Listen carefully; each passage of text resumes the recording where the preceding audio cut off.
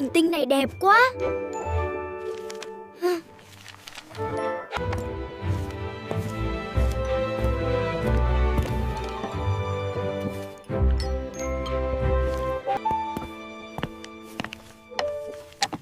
Mẹ ơi, con có thể bay đến các vì sao không ạ?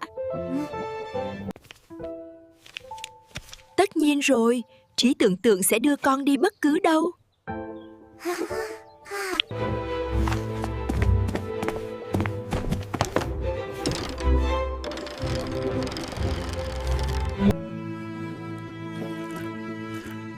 Con trai của mẹ sẽ làm được những điều phi thường.